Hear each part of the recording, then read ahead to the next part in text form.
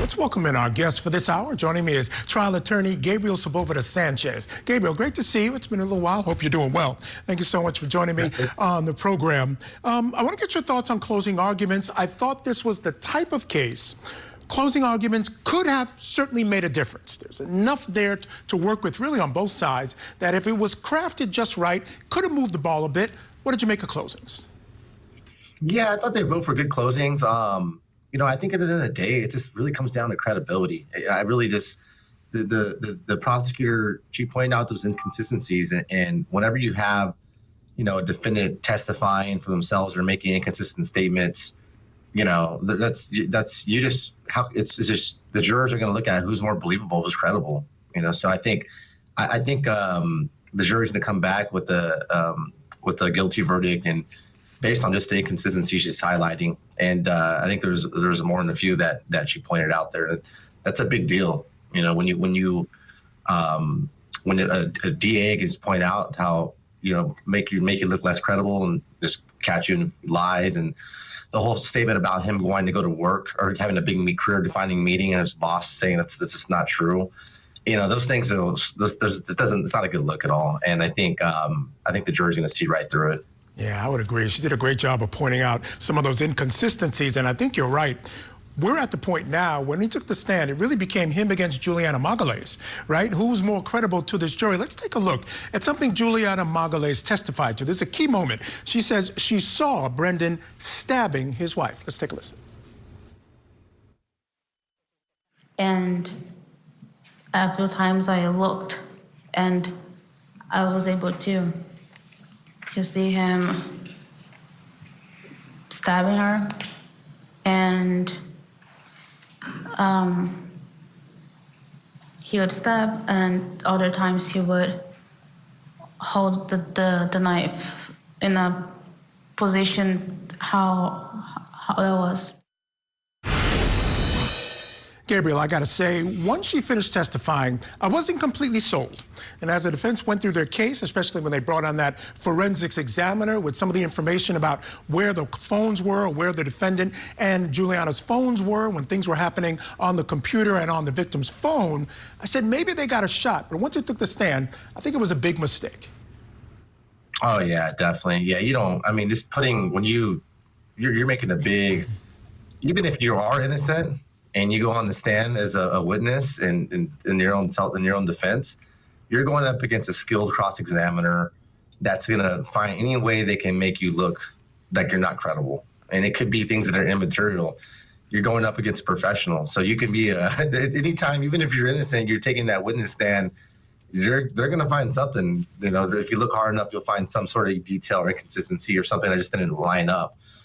And I thought that was a big risk by them doing that. But sometimes it's one of those things like it's the defense attorney's call, it's just judgment call, and you know, but it will figure out if it worked. But big risk doing that. Even if you're innocent, you got to really think about whether you want to put yourself through a cross examination, because it's not fun. And we know what we're doing as lawyers. We're going to find a way to test your credibility in any way we can. That's what we're trained to do. Now, when we look at Julianna and her motivation here, to me, she seemed to have maybe even more motivation than the defendant. But I think the big problem for the defendant here is the power differential between the two. She was basically a 21-year-old au pair from a different country. And then here's this guy, and according to his testimony, she was the first one to kind of breach this sort of professional relationship and sort of moving more towards this personal relationship. But again, how much is that power dynamic going to affect the way the jury looks at their relationship and who might be responsible? I think so. And, you know, if you look at her while she's testifying, you can see your jurors look at your behavior, and they watch everything, and your tone, and they, you know, I think she came off credible to me. And I think she looked, you know, pretty sincere, and kind of had an innocent sort of, you know, that I didn't know what was going on kind of, you know, look. So that could be, I think that might play to their advantage. You know, so that's based on how I'm seeing her testify. Yeah, no question. Now, Banfield, when he took the stand, he talked about a lot of things. And one of the problems was he gave so much detail about things that he probably shouldn't have given so much detail about because, again, it opened him up to all that sort of credibility issues. But I want to take a listen to something he said about what his wife did during this whole ordeal. And the state pointed out rightly, when she did this, what he's talking about, she would have been stabbed 5 or 6 times at this point. So let's take a listen. The day was an important day for me at work as well. There was an important meeting for one of my cases. That meeting was scheduled for 9:30 that day. To your knowledge, was there a meeting scheduled between yourself or with Juliet and Mr. Banfield on the morning of February 24th, 2023? Leading? Were you scheduled to meet with Mr. Banfield? I was not. Leading out, and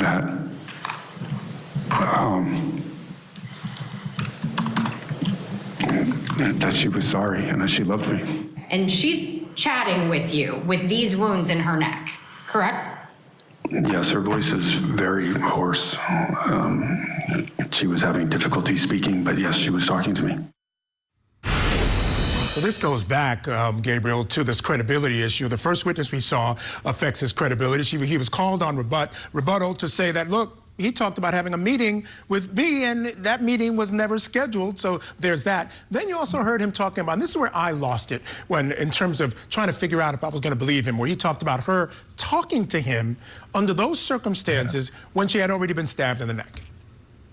Yeah, that's that's kind of like a movie. It's kind of like a horror movie. Like I have a horror movie, exactly. Nightmare on Elm Street. It's one of those things where, that's not when you're getting. I'm assuming that when you're getting stabbed in the neck, the last thing you're trying to do is talk. You're just trying to get, fight for your life or get help. So, yeah, and you have that just doesn't make sense to me. And if you look at all that blood, this isn't.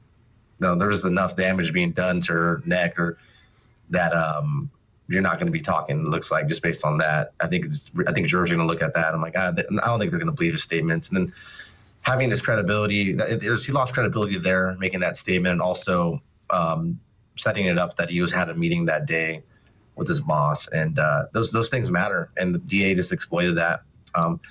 I don't think it was a good idea for this guy to testify. Looking at him right now in video, it's the first time I've actually seen him testify on video. Yeah. Yeah, I don't. Yeah, sometimes it's tough. When you take the stand, when you take the stand, Gabriel, there's 2 things you want to accomplish. You want the jury to like you, and you want to be credible, and he was neither. But anyway, let's move on. Yeah. We're also following another case. Folks, the following developments today that happened in New York. That's where a judge has ruled that Luigi Mangione will not face the death penalty if convicted on federal charges. Now, the decision is a blow to federal prosecutors who have been pursuing the death penalty in Mangione's upcoming murder trial for the shooting death of United Healthcare CEO Brian Thompson. The judge also ruled today that evidence found in Mangione's backpack will be allowed in at trial. Now, these rulings now clear the way for his federal trial to start in October. Now, as for the state trial and those state charges, prosecutors are asking for that to take place in July ahead of his federal case. And again, there is no death penalty in New York, so that's not on the table there at all. Let's bring back in our guest, still with us, of course, trial attorney Gabriel Sapulpa Sanchez. Gabriel, I want to get your reaction to the death penalty being off the table in this case. Well, that's a big win for the DA, the defense team, definitely. Especially with it seems like there's overwhelming evidence in this case too, and such a high-profile killing. That's to get the death penalty off on the federal case is a big win. As far as it doesn't mean that. I think people were asking me this morning, is he acquitted? That's not an acquittal. He still has to deal with New York state law. I think there's probably charges pending, or they're planning on prosecuting him under New York state law. So it's a little more complicated. It's not an acquittal. It's really just under that statute that they just, there was some sort of legality where they were able to take the death penalty off the table. So I'm not sure what it was, but I know that, there's a state court level and there's a federal court level. So he's still got to answer for crimes under the state court level.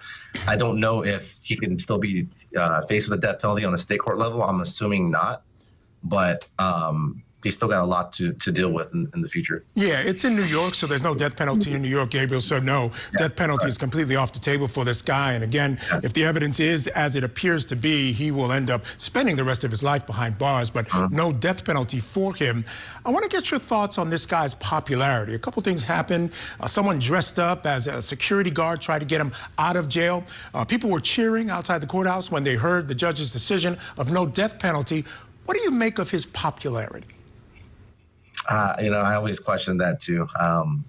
You know, he's not a bad-looking guy. You know, and it's just like I think that might have something to do with it. You know, so I think people are kind of funny. You know, I think when Richard Ramirez had fans too, the serial killer, and you know, it's just people are bizarre. I think we both know that.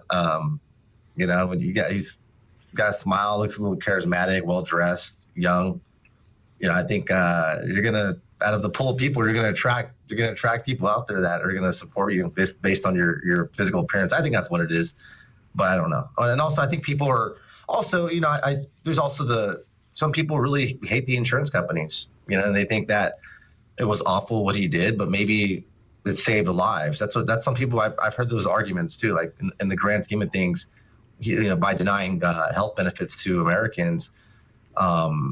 There's actually talks, and I don't know if it's backed up, that after he died, claims adjusters were approving healthcare benefits, and they're delaying the denial of claims, like decrease for a period of time. I don't know if that's true or not. Yeah, there's that argument. Some people think what he did was good. I haven't read that. If that was in fact an effect, I think certainly that's what his supporters are looking for. I don't know if there's a cause and effect there, and I don't even know if it happened, but I think you're exactly right. I think those two things are absolutely in play. He is a good-looking guy, and also people are just not happy with the way insurance sort of works. All right, Gabriel, stand by. We're going to take a break here. When we come back, we're going to turn back to New Jersey for more from that murder trial for Paul Caneiro in New Jersey. More about the deaths of those victims and what they found at that crime scene. Keep it here on CourtTV. Did an affair lead to double murder? The Commonwealth's Attorney's Office has secured an indictment against Brendan Balfield for the murder of his wife, Christine, and the murder of Mr. Ryan. Prosecutors allege the defendant planned to run away with the family's au pair. So he killed his wife and another man. He was there, I'm gonna kill her, I'm gonna kill her. It's a case of sex, lies, and deadly deception. The Au Pair Affair murder trial. Live coverage today on CourtTV.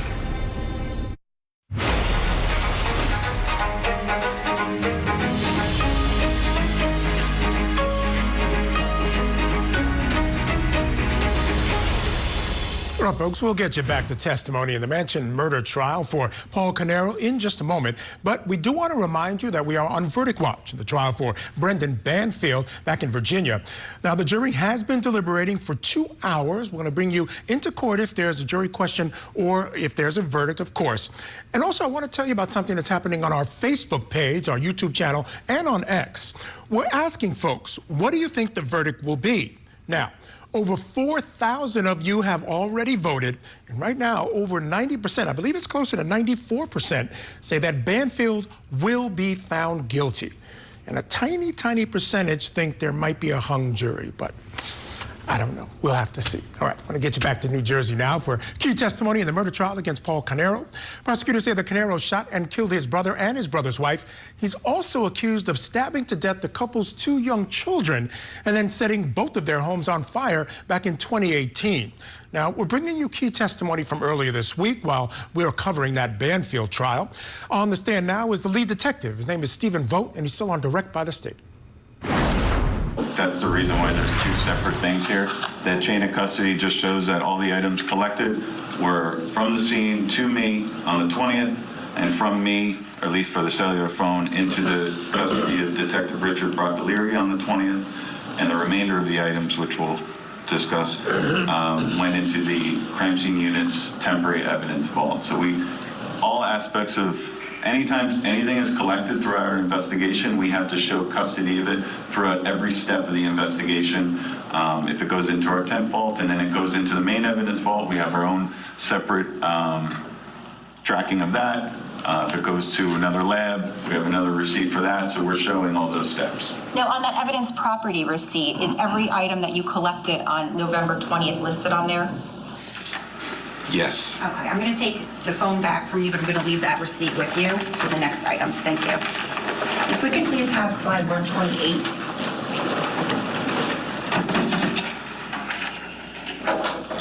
Sergeant, what are we looking at on slide 128? So this is the back right deck, which would be the southwest deck of the property.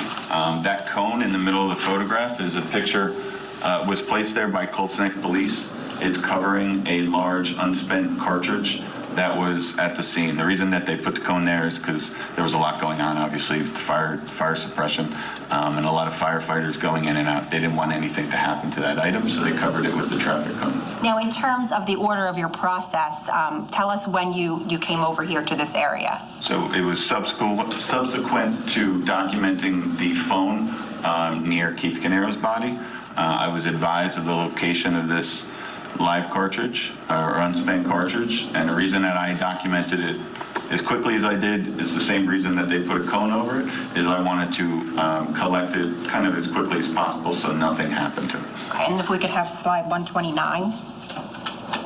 It's a mid-range photograph of that cone.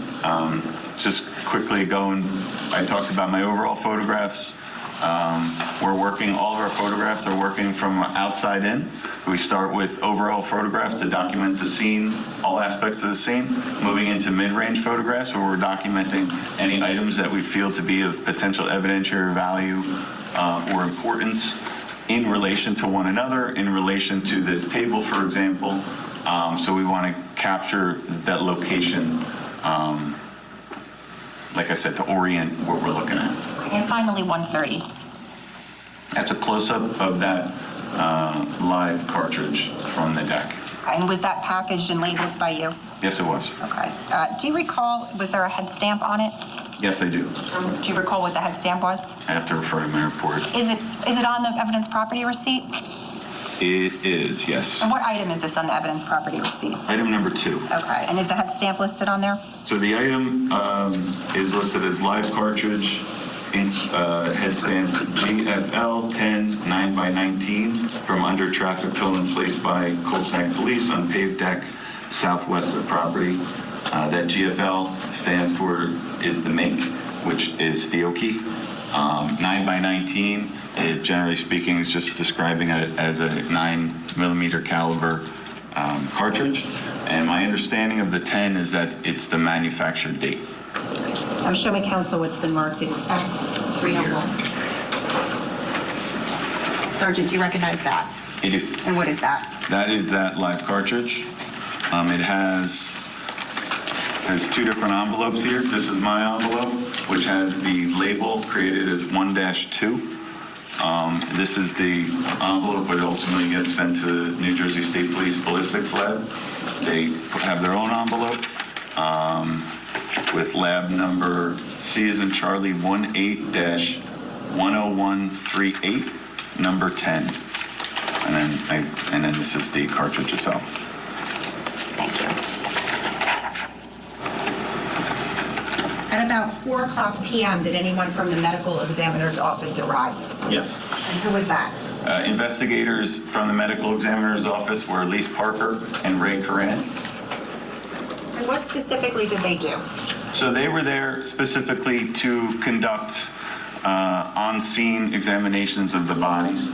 My photographs at that point were ultimately at their direction, but they were doing on-scene examination prior to the bodies being brought to the Middlesex Regional Medical Examiner's office for autopsy or post-mortem examination. Did you accompany them when they went to each victim? Yes, I did. If we could have slide 131, please. So during that on-scene examination, this is a photograph of Keith Caneiro's body. Again, for reference, his head is pointing away, his feet are pointing towards the structure, towards the residence. His head is pointing away from it. He's fully clothed, hood over his head. His hands, both hands or arms are under his body, and his legs are crossed. Was Keith the first victim that was examined? Yes. Was he pronounced deceased? He was pronounced deceased via telemetry by Dr. Toma from the Middlesex Regional Medical Examiner's Office. During the examination, I observed what appeared to be several gunshot wounds, particularly to his head, his back, and his torso area. Those blue gloves in the picture, do you know what those are? Those were by medical personnel upon arrival. We could please have slide 132. What are we looking at here? There is a bullet specimen. So we talked about the live cartridge, just a very, very basic. As a cartridge is fired from a handgun or from a firearm, the bullet is going to come out the barrel towards wherever the firearm is being pointed at, and the cartridge is going to be ejected out the side, relatively near the location where the shooter is. This bullet is located under his body, and obviously it's difficult to see, so we pointed to it with a gloved hand. Can we please have slide 133? A little bit closer. Correct. That is a close-up photograph of that bullet specimen. And 134, please. That's just another close-up of the bullet specimen taken out into a gloved hand prior to packaging. Was that bullet specimen, it was packaged and collected by you? Yes, it was. I'm going to show counsel and you what's been marked as S302. All right, things like chain of custody, preservation of the scene, all very important in this case because the defense is challenging the way they went about their business, the police, that is. All right, we'll take a break. We'll have more testimony from the murder trial with Paul Caneiro next. Keep it here on CourtTV.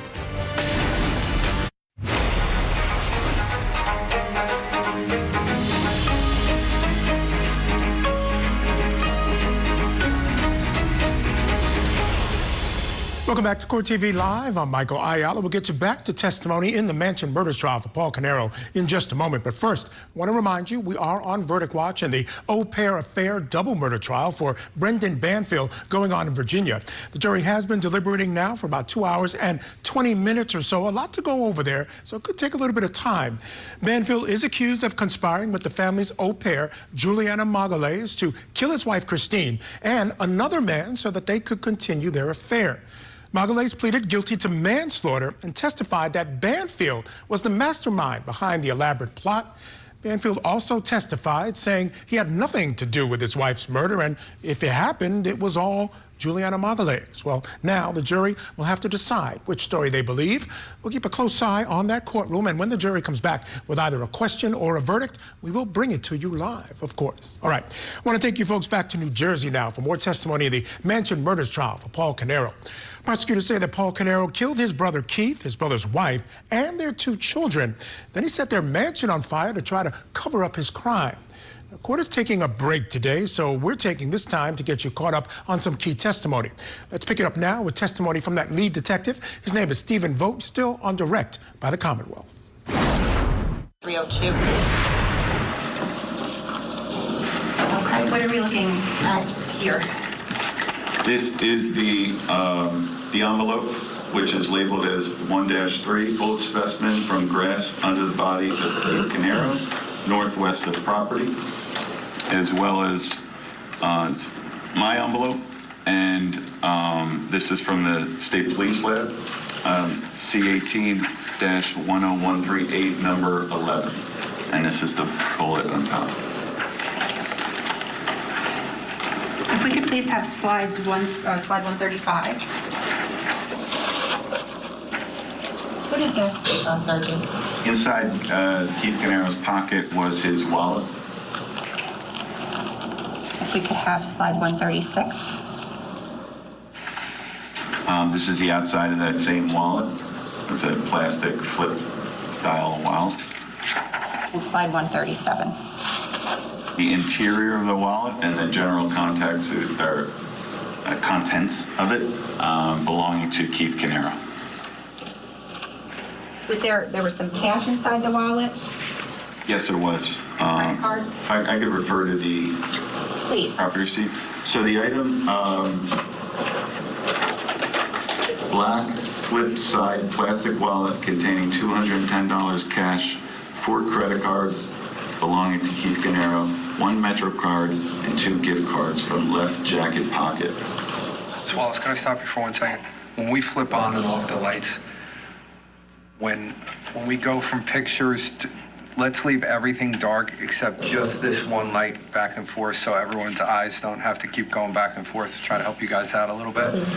Can we just figure out which one that is so that we know it's not that one? It's not that one. Oh. So if we've just turned that one on, and let's turn off everything else real fast. I just want to see how it'll look. Just put that one back on. That's the one we'll put, no. Just that one will go on, so then we don't have to continue to do that over and over again to the jurors and everybody else in the room. All right. Thanks, guys. I really appreciate it. You didn't realize that you were going to become a light specialist, did you, when you went to this? No, sir. All right. Is that a part of the academy? All right. Well, we're going to add it. I'm just kidding. All right. Whenever you're ready, I apologize. Okay, thank you, Judge. I'm going to show you what's been marked. I'm showing you on the S303. What is this? This is that black wallet that I just referenced. Okay, do you have gloves up here? I do. Can we please open that? And let me ask you, are there markings on there? Yes, there are. Okay, there's your number on there? Yep, my number is 1-4. And does that correspond with an item on that evidence property receipt? Yes, it does. It corresponds with item number 4. You said open, right? Yes, please.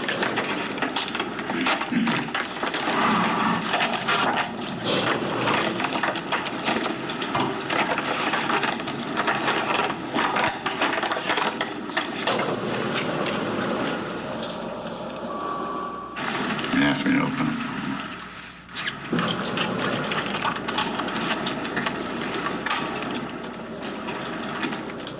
I knew that was going to happen. And are those the contents that were in there? Yes, they are. We had inventoried it and then put it back, so that's why it's out of order from when it appears in the photograph. Thank you. If we could please have slide 138.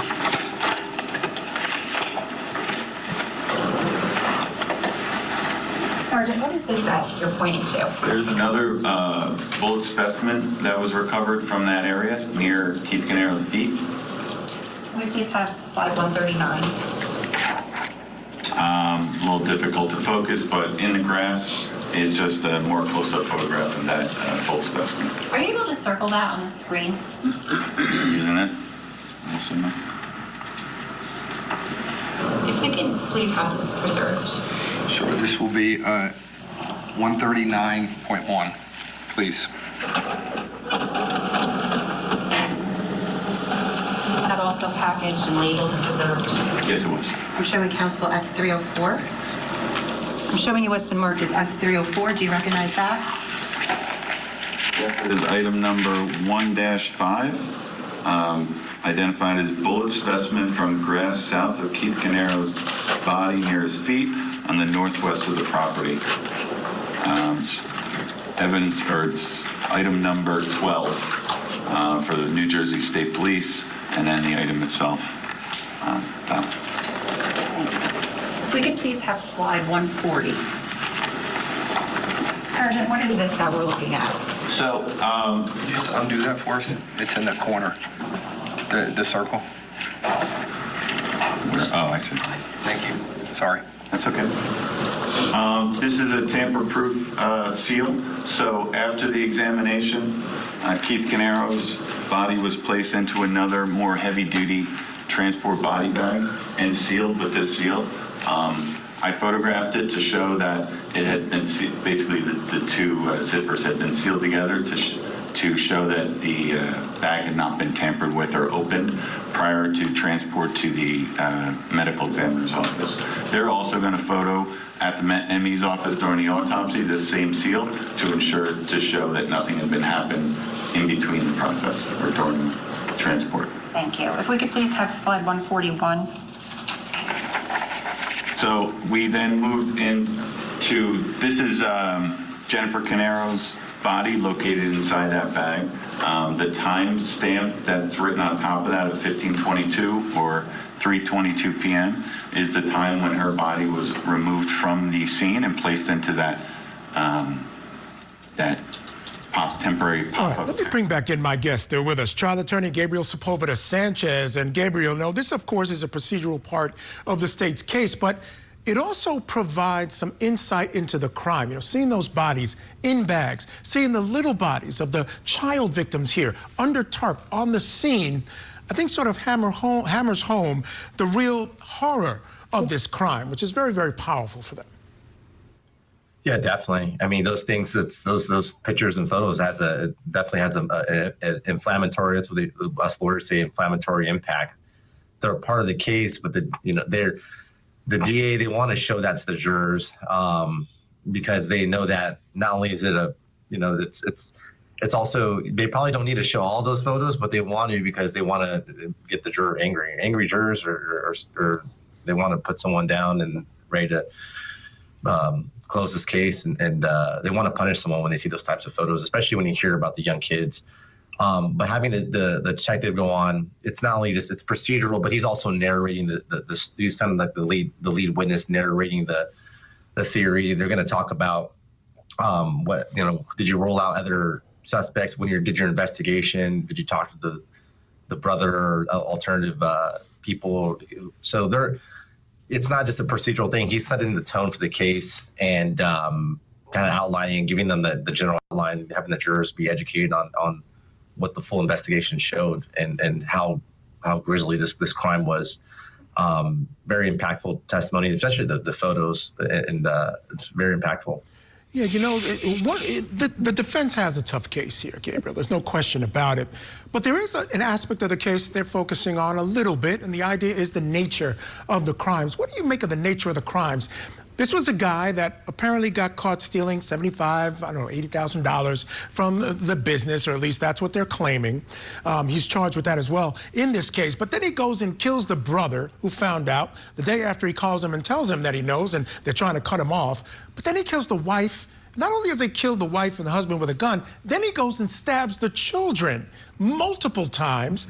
And part of what the defense is saying is, look, he loved this family. There was no hatred with this family. Would he do this for $78,000 or something along that line? What do you make of the nature of the crime and what the charges are? It's hard to believe that. Yeah, it's true. That I would do the same thing as a defense lawyer. It's hard to believe this. Was he guilty of being a thief? And it's hard to believe that someone would go so far as to kill kids and the wife that have nothing to do with this. So I think that's a way of getting that in the jurors' heads. Like it's unbelievable, really, But we all know that people can do some pretty awful stuff. So that is a good point. Can this whole grisly, how awful this crime is? Is this really one person, or is there other people involved? Is it really the brother? Like it's just so unbelievable that jurors may question that, and that's a good position to take as a defense lawyer. Yeah, and anybody in the criminal justice system, yourself, myself, our watchers at home know people do some unbelievable things. So it's really not that much of a leap. It's like, what could have gotten into someone to do some of the things we see here on CourtTV? It just happens all the time. Nowadays, you don't. Yeah, you don't know Just don't know. Just don't know. All right, Gabe, stand by. We're going to take a break, folks. When we come back, we'll have more testimony from the murder trial for Paul Caneiro going on in New Jersey, so keep it here on your front row seat to justice.